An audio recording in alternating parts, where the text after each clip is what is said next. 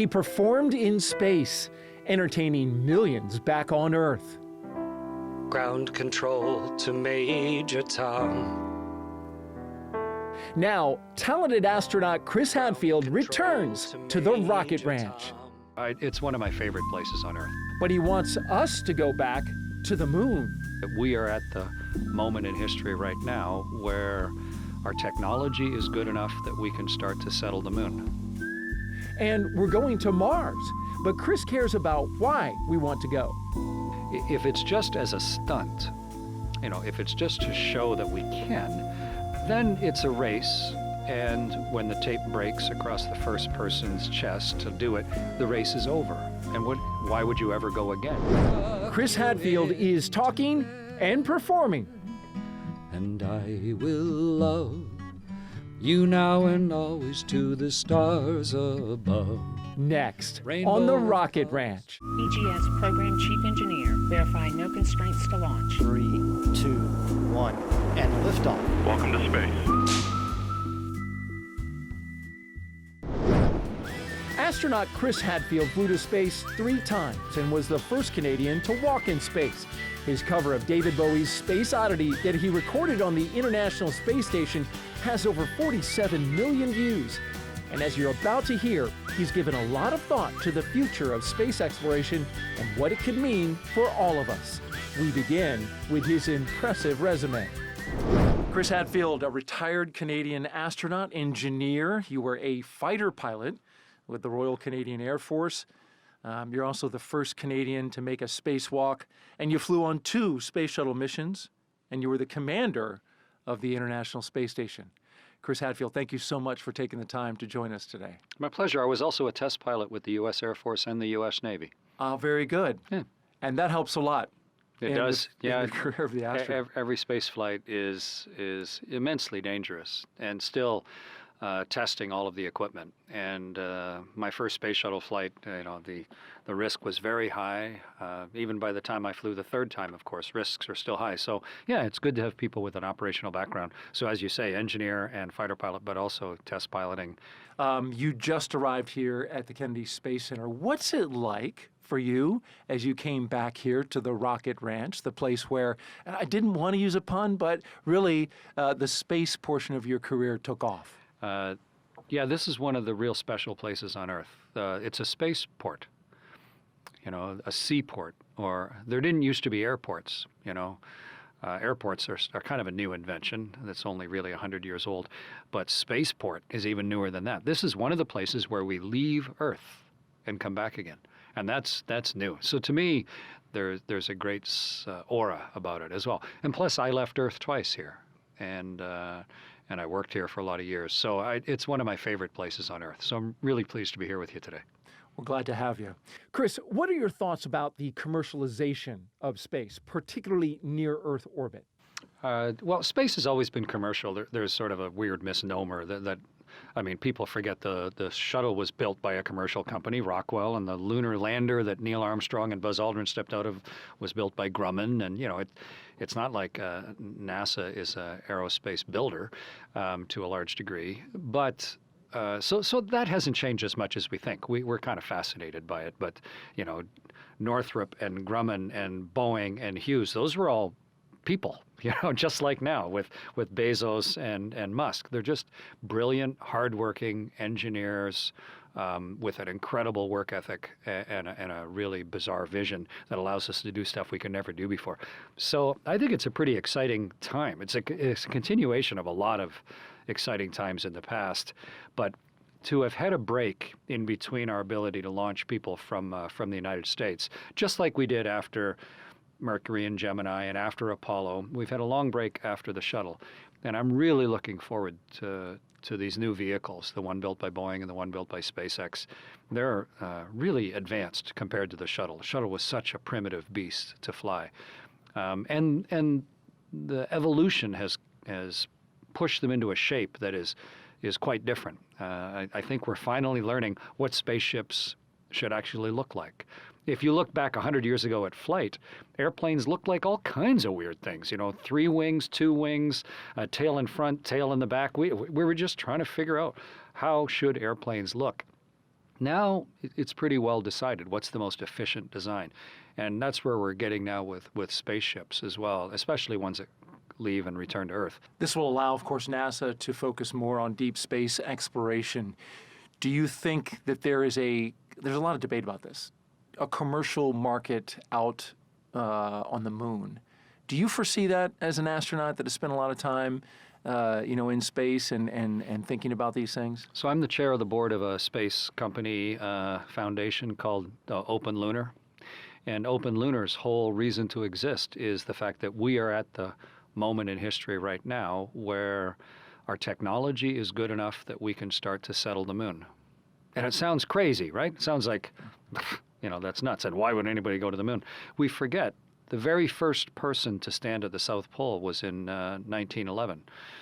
And yet now thousands of people live and work and go to Antarctica every year, and nearly 100 live at the South Pole year round, where they just about died, 110 years ago. It's because our technology got better. Transportation, how we generate power, that type of thing. Space flight was impossible when I was a kid. No one had ever flown in space when I was born. Now we've had people living on the space station for almost 20 years, and we've discovered water on the moon, and we know that the North and South Pole both have eternal solar power.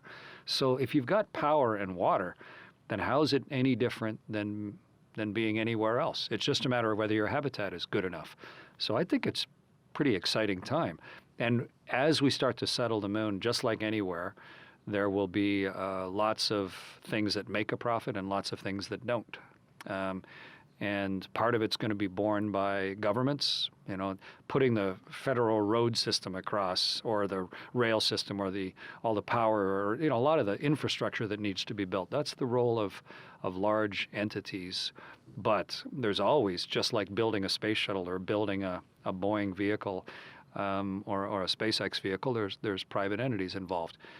I also run a technology incubator under the Creative Destruction Lab that I run the whole space stream for that. And we have hundreds of space businesses come to us every year. We whittle them down, or space ideas. We whittle them down to potential businesses and then help them through the whole process and try and turn them into an exponentially capable space company. And so, yeah, it's a fascinating time in both space exploration, but also in including not just Earth orbit, but the moon in an Earth-Moon economic system. It's a pretty interesting moment. And NASA sees this lunar mission as a way to get to Mars. Of course, Mars excites us because it's another planet and it takes so long to get there, but it fires the imagination for a lot of folks. NASA has said, we're going. What do you think about a mission to Mars and how feasible it is, all the technology that we need? Sure. Well, of course, we've had dozens and dozens of missions to Mars already, just all robotic. And a lot of them failed because it is a long ways away. And there are so many myriad problems to solve that someone actually has to figure out and deal with the unknown.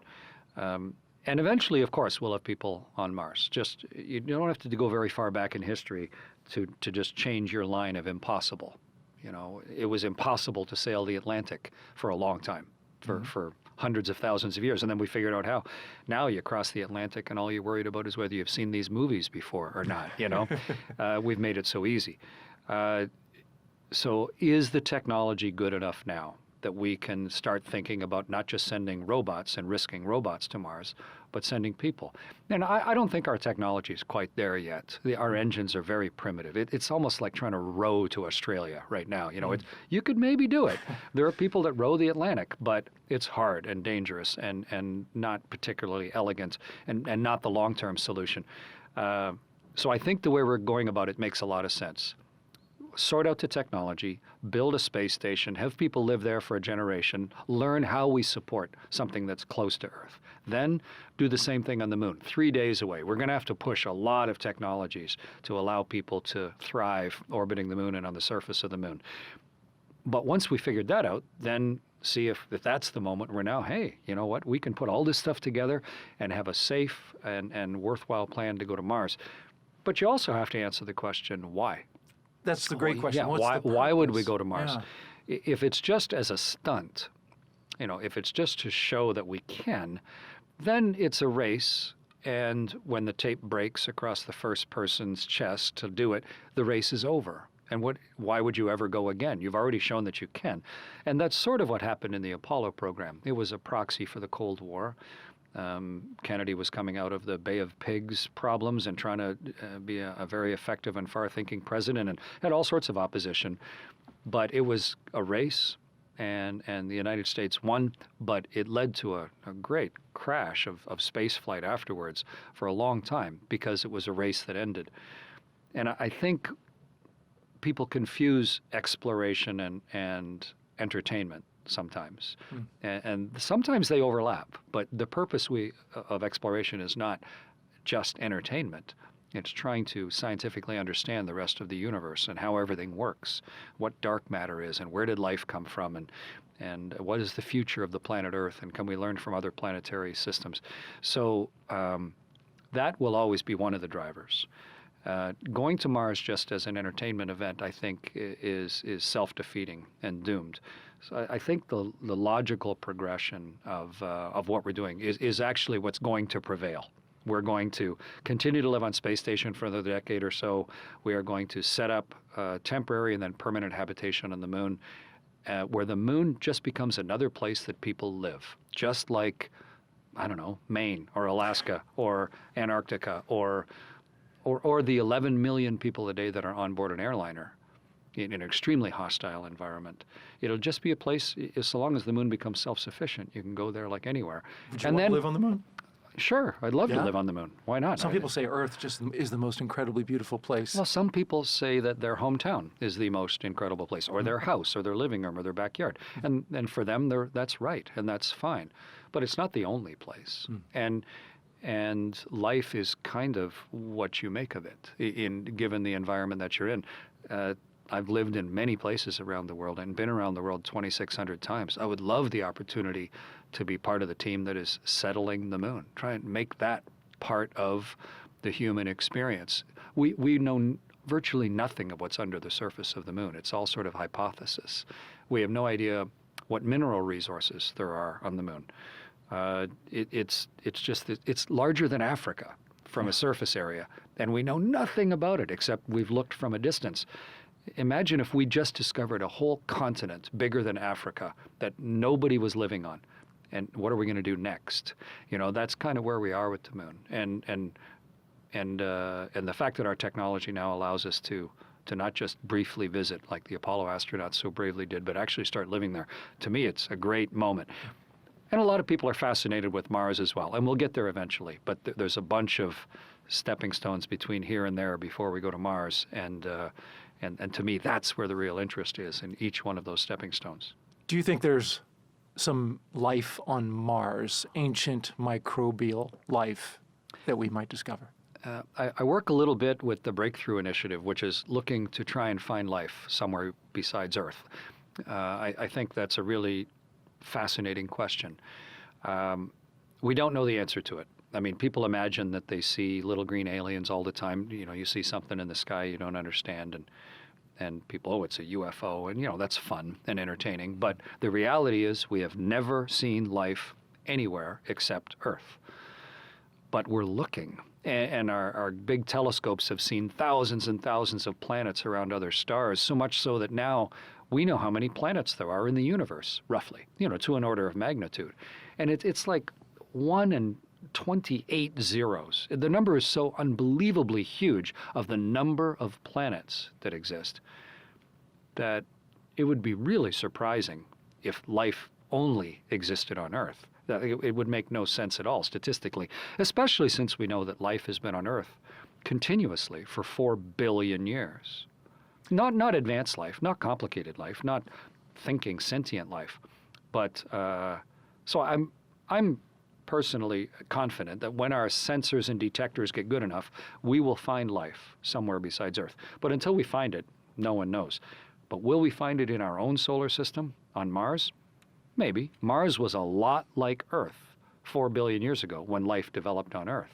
So why would we think it wouldn't develop on Mars? Mars has had a very different history since then. We have found moons of other planets that have more water than Earth. more water than Earth around a moon, and that has heat, liquid water. And if you've got billions of years of liquid water, then perhaps life has developed in a very, green, slimy kind of form in moons of Jupiter or Saturn. That's possible. So I think we're going to find life somewhere else. But we have to go look. And that's the very essence of one of the great pillars of exploration. And the big question that surrounds it, what happened to it if it was there, if it existed 4 billion years ago? Chris, you, of course, became one of the few highly popular celebrity astronauts after you went into space. And I believe most of it came from your music that you played.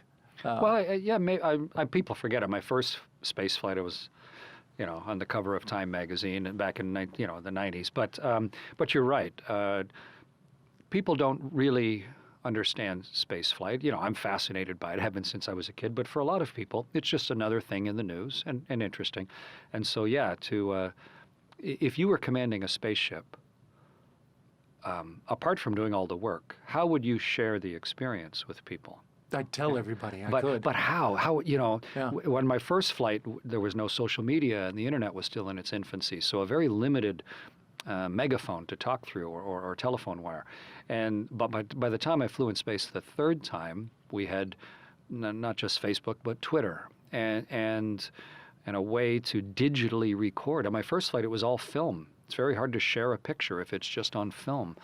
But you're able to digitally share information. So in addition to commanding the space station and getting, we set records for the amount of science we got done, I also worked hard in my spare time up there to try and share the experience as best I could. And there's a guitar up there. There's lots of astronauts who are musicians. And so I wrote a whole album of music while I was on the space station, and I played with other bands on Earth. I played with the Chieftains and did a thing with schools where 700,000 kids sang a song simultaneously with me all around the world on a program called Music Mondays. And I also did a cover of a Bowie tune that a lot of people have seen. So to me, it was part of who I am. I'm a musician, but it was also a wonderful way to let people in on what it's actually like on board a spaceship. This is part of life off the Earth. I really can't wait to hear the music from the moon. Right? Think about bluegrass music or What kind of New inspiration Orleans would come? music. Yeah, right. We would never have the jazz and the blues that we have if all those influences from the world hadn't gone to a new place and been a sort of a melting pot of ideas and created this own, what is now a whole new genre of music or art or human understanding. And it'll be interesting when they open the first little bar on the moon and someone steps up to the mic and starts playing local music. That's going to happen pretty soon. Would love to imagine just what that would sound like, right? It's coming soon. It's going to be fun. In the meantime, there was a guitar up at the International Space Station. There is. It's a Larry Vey made in Vancouver, yeah. A nice one. Yeah, it's a nice little guitar. It's a little small, but it's good. There's a guitar here, Chris, that I mentioned. Is it Larry Vey? Yeah, no, I don't think so. But it's a guitar nonetheless. And we would wonder if you, because you're still you're still into music and you're playing and you're touring. I write and record and tour, and the Bowie's band has asked me to tour and play with them. So David I do. Bowie's band you were touring with. Yeah. They're great people. Earl Slick and Mike and company, they're great. But, I don't deserve to be in that band. But they humor me and they let me come, and I've played in several cities with them, which is fun. But to me, music is just a wonderful way to celebrate. It's an intrinsic human way to celebrate life, and also to help explain things that maybe you can't put into language any other way. So, there's music on the space station, but there'll be music everywhere we ever go. That's fascinating. I play a little guitar. Is it different as you get ready to play the guitar here in the studio? Is it different playing the guitar in microgravity than it is? Two big differences. If you look at for those of you who are watching this, the guitar, of course, has a little sculpted area where it sits on your knee, because the gravity pushes down on the guitar, and then the guitar will stay in place. Without gravity, of course, that won't work. Or if you're standing, you hang it with gravity with a strap, and that holds the guitar in front of you, so your hands are free. Huh. But if you're weightless, Right. then the guitar is floating, and every time you move your hand up and down the fretboard, the guitar just takes off left and right. So if you watch the video of me playing various things on the space station, you'll see I pinch it under my bicep, and that was kind of to hold it in place. It's weightless, but it still has mass, and it still has inertia. But it's also a wonderful place to play, because you can float weightless next to one of the huge windows on the ship, and watch the world pour by silently beside you. Really inspirational and thoughtful place to be. And so, yeah, I wrote a variety of music up there, and the album, which is called Space Sessions, Songs from a Tin Can. Yeah. Even Bowie sent me a lovely note when I released it, and he really loved the version of Oddity that I did, so because he always wanted to fly in space. So it's been a lovely come around in amongst everything else. What song do you think would help us understand the nexus between music and space the best? There's all kinds, but part of it is you can see the whole world. You go around the world 16 times a day, so you see all 7.5 billion people every day, but you're physically separate from them, people you don't know and your friends and your family. I wrote a song because my kids have put up with me playing music my whole life, and I sung them all lullabies as a kid, and so I wrote a thing for my daughter, who's the youngest of my 3 children, as if I was singing her a lullaby, but this one was being sung across the thousands of miles from me on board a spaceship orbiting the world. It's called Space Lullaby. I'll do a little bit of that if it's okay. We would love to hear it.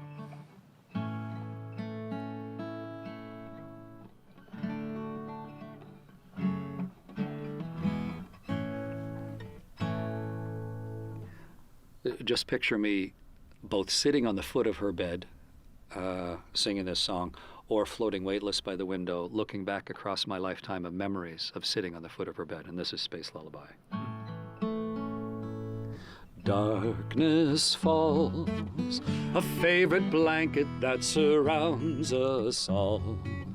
A quiet ending to a busy day of noise and troubles we have put away to sleep. You and I, you in your bedroom, me up in the sky. As close as dreaming, we are holding hands. You tug so tightly as we lay now down to sleep. You say I've been away too long. I'm only here and then I'm gone. But I am coming home to tuck you into bed. And I will love you now and always to the stars above. Rainbow of color swirling overhead. A favorite story that you read to fall asleep. To sleep. Lay now down to sleep. Wow, that was beautiful. Space Lullaby. Well done. Yeah. Nice guitar. Yeah. Right. Oh, well, thank you Sounds for nice. that. And beautiful song that captures the emotions that happen when you're so far away from a loved one, and yet you're doing your job and you're looking back on Earth. She's down there, you're up there. Wow, that's heavy. Thanks for bringing your guitar in. Well, thanks for playing. The future. What you've mentioned a lot of the projects that you're involved in. I see you're still active, very active on Twitter. Mm-hmm. You talk to schools whenever you get the chance. Mm-hmm. What's the big thing you're working on and working towards?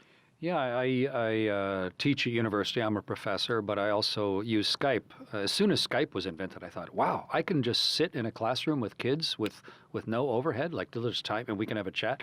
So I started that back as soon as Skype was invented. I did it at lunchtime, called it On the Lunch Pad. And so I just sit with kids for a half hour and answer questions, and the teachers use it as a way to to put some science and technology and ideas into their regular day. I've written 3 books as well. An Astronaut's Guide to Life on Earth, which is sort of how to lead a better life, and a book of pictures, and a children's book called The Darkest Dark. I'm writing a 4th book right now, but it's still under embargo. I can't tell you. But it is historical fiction, so that'll be fun. Historical fiction. Yeah, it'll be an interesting book. Neat. I'm in the process of writing it right now. And to me, though, I think a real fundamental question is, what is this all for? Why are we doing these things? And the real comeback to it all is, how does this help me lead a better life? How can I look at all these ideas and either use the technology, like, something that tells me the temperature when my kid has a fever, or a cell phone that is using all this technology to communicate or whatever. Or maybe perhaps by pushing ourselves to the very edge of our existence, we can learn things about ourselves. How do you deal with fear in your life? How do you deal with the real dangers of life? How do you deal with catastrophic loss?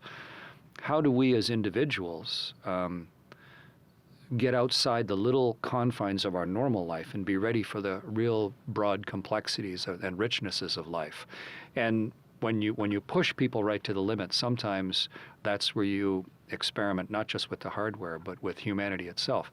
And to me, that's a large part of exploration. It's not just physical exploration, but it's also human exploration. And so I speak all over the world on those ideas as well, because in amongst all the fun technology and playing music, I think the real value is in helping as many people as possible look at what they've done so far in their life, think about some of the possibilities that they haven't got to yet, and maybe make a few new decisions about where they might head next. Right, and possibly space flight, which brings me to ask you, do you think you'd ever go to space again? I'd love to fly in space again. Here at the Kennedy Space Center, I was standing next to Atlantis very recently, and that was a magnificent bird to be able to fly. I've had a ridiculous richness of space flight, of flying the space shuttle a few times and living half a year and commanding the space station. So I'm not sure I would go for a ride with no purpose. Imagine if someone pulled up next to you with a nice new, Corvette and said, "Hey, want to go for a ride?" And you said, "Yeah, sure." And you went around the block in the Corvette. And then he came back and the next day said, "Hey, want to go for a ride?" You're like, "Okay." And then came back a third day. After a while, like, "Okay, I've already had a great ride in that car, but what are we going to do with it this time?"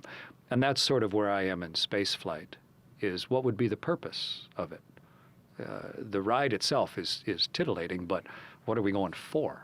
And where, what purpose does it serve? And Right. I would love to be involved with the team that is figuring out how to successfully build a station around the moon and the first settlements on the moon. To me, that's a huge, interesting challenge, not just going for a ride. But yeah, if you're offering, sure, I'd love to go for a ride. We've got some rockets and spacecraft around here, Chris. I'd love to. We'll see what we can do. Sure. We appreciate you so much taking the time to be here, not only to enlighten us with all of the projects you're working on, but also playing for us. It was truly a treat to have you. My pleasure. And you need to bring 2 guitars so we can play together next time. I'd love that. All right. Chris Thanks. Hadfield, thank you. I'm Daryl Nail, and that's our show. Thanks for stopping by the Rocket Ranch. And special thanks to our guest, Chris Hadfield. To learn more about Chris and all the exciting projects he talked about, you can go to Chris Hadfield, that's HADFIELD.ca. And to learn more about everything going on at the Kennedy Space Center, go to nasa.gov/Kennedy. And we've got other cool podcasts you'll find at nasa.gov/podcast. A special shout out to our producer, John Sackman, our soundmen, Lauren Mathry and Isaac Watson. And as always, remember to keep looking up.